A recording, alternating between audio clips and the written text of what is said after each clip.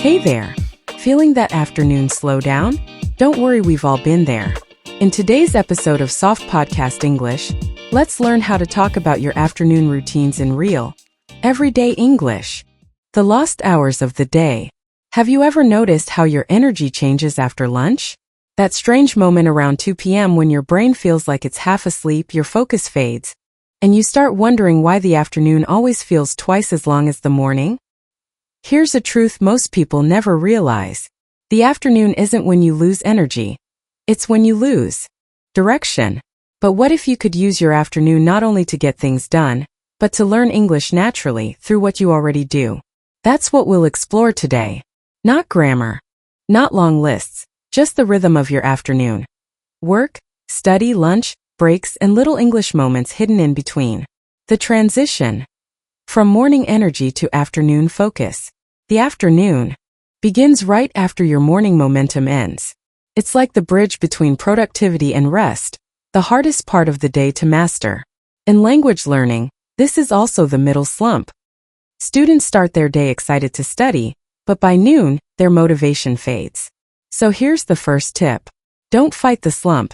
Design your afternoon around it. Lunchtime lessons, food, culture, and conversation. Let's start with lunch, the universal pause button of the day. Whether you're sitting in an office, a cafeteria, or your kitchen, lunch says a lot about who you are. And in English, it's full of expressions worth learning. Vocabulary focus. Grab lunch, eat quickly or casually. Let's grab lunch together. Take a break, rest for a short time. I take a short break after lunch. Recharge, regain energy. I need to recharge before my next meeting. Leftovers, food kept from a previous meal. I had leftovers for lunch. Packed lunch, meal prepared at home. I brought my packed lunch today. Now picture this. Daniel from the podcast says he eats something light to avoid feeling sluggish. A word that means slow and tired. That's excellent vocabulary for describing that post-lunch mood. I feel sluggish after eating too much rice. Teacher's note. Use adjectives like sluggish, energized, full, or sleepy to describe how food affects you. It makes your English personal and vivid. Story 1. The Sandwich Philosopher. Let me tell you about Ethan, one of my students from London. He used to spend his lunch hour scrolling on his phone, eating in silence. When I asked him what he usually said during lunch, he replied, "Nothing. I just eat." So we changed that. We made a rule. Every lunch break he must use 3 English sentences. It could be simple things like, "This sandwich tastes amazing. I needed this break. I feel more focused now." First he felt silly talking to himself. But after a few weeks, his colleagues started joining in, asking him what words he was practicing that day. Before long, his lunch hour turned into a micro-English club. The lesson? You don't need an English classroom. You just need your lunch table and the courage to start a small conversation. Post-lunch productivity. Talking about work and study. Now, let's move into the productive part of the afternoon. What we do after lunch. Most of us work, study, or do errands. In English, these are called tasks or assignments. The way we describe them shows how organized we are. Useful phrases. I get back to work after lunch. I tackle my main tasks in the afternoon.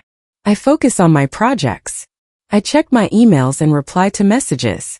I attend meetings or online classes. Notice the verbs. Tackle, to start and deal with something challenging. Focus on, to give full attention. Attend, to be present at a meeting/class. You can build sentences like, I usually tackle the most difficult tasks right after lunch, when my mind is still fresh. Or, I attend my English online class every afternoon around 2 p.m. Energy management, the art of recharging. One of the best habits for both productivity and language learning is taking breaks wisely. Many learners think they must study for hours without stopping. But actually, the human brain learns best in cycles. About 45 to 60 minutes of focus followed by a short 5-minute reset. Try saying in English, I take short breaks to stretch my body.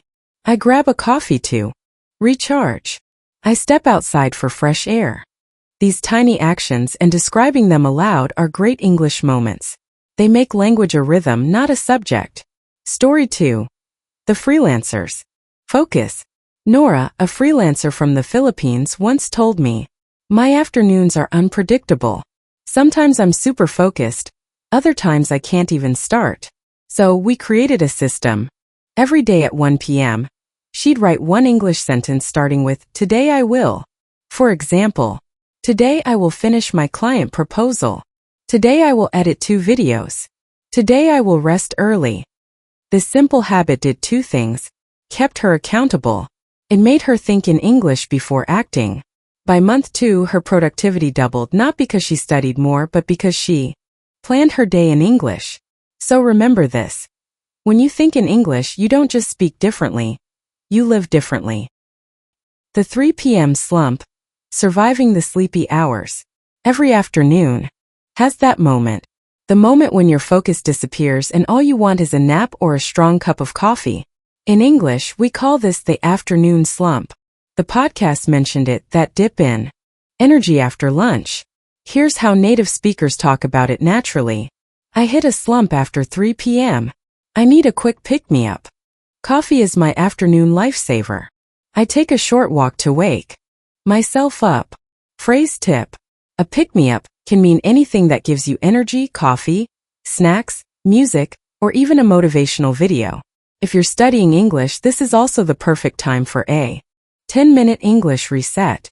Watch a short clip with subtitles. Read an English quote. Or repeat one phrase aloud. "I can stay focused." It's short, simple, and it keeps your English active even when your body is tired. Language lesson. Present simple versus present continuous. Talking about routines is an excellent time to review tenses. Present simple for habits, routines, facts. I work in the afternoon. I take a break at 3 p.m. Present continuous for actions happening right now or temporary routines. I'm working on a new project this week. I'm studying English these days. Example comparison. Situation sentence. General routine. I check emails every afternoon. Ongoing action. I'm checking my emails right now. Temporary routine. I'm taking afternoon classes this month. Habitual truth. I always feel sleepy after lunch. Practice switching between them when describing your day. It's one of the best grammar exercises for fluency. Story 3. The 10-minute rule. Marco, an engineer from Brazil, had a goal to improve his English listening skills. But he said, "I'm too busy in the afternoon. I work all day." So we made a deal. During his afternoon break, he must listen to one short English podcast. No note-taking, no pressure. He could be walking, eating, or driving, just listening. First it was background noise. After a few weeks, his brain began recognizing patterns. Intonation, rhythm, word stress. He started understanding more without translating. That's the 10-minute rule. Every afternoon, do something small in English, even if it's passive. Your brain will absorb more than you expect. Expressions for afternoon. Activities. English phrase meaning / use example. Focus on, pay full attention. I focus on my work in the afternoon. Take a short break, rest briefly. I take a short break to stretch. Catch up on, do things you missed earlier. I catch up on emails after lunch. Check in with someone, talk to someone to get updates. I check in with my manager around 2 p.m. Wrap up, finish tasks.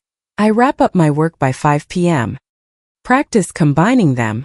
After lunch, I catch up on emails and check in with my team. Then I focus on key projects before wrapping up for the day. Mini dialogue. Practice. What do you usually do in the afternoon? I usually have lunch around noon. Then I get back to work and check my emails. Do you ever feel tired after lunch? Oh yes. I hit a slump around 3 p.m. So I take a walk to recharge. That's smart. I usually grab a coffee. Same here. Coffee is my afternoon pick-me-up. Pro tip. Repeat the dialogue out loud twice, once slowly, once at natural speed. This builds conversation rhythm, the flow that native speakers use. Story 4. The student who hated afternoons. Meet Lena, a university student in Vietnam. She told me, "I love mornings, but afternoons make me feel useless. I can't concentrate." We looked at her day and realized she had no emotional reward in the afternoon. just studying, eating, and scrolling. So we created the English 3 o'clock ritual. Every day at 3 p.m., she had to do something fun in English, watch a short comedy clip, message her friend in English, or write one positive line. Like, "I'm proud of my effort today." Within weeks, her afternoon changed completely. Her English improved, but more importantly, she started enjoying the process. That's what learning is. Supposed to feel like alive, joyful, and sustainable. Micro routines that reset your mind. Afternoons can be heavy, but micro actions can bring balance. Here are 5 you can adopt in English. Stretch for 3 minutes. And say what you're doing aloud. I'm rolling my shoulders. / I'm stretching my back. Drink water, repeat. I'm hydrating my body. Listen to a song, describe. This song makes me feel calm. Write one English affirmation. I'm learning at my own pace. Breathe deeply and reflect. I've done my best this morning.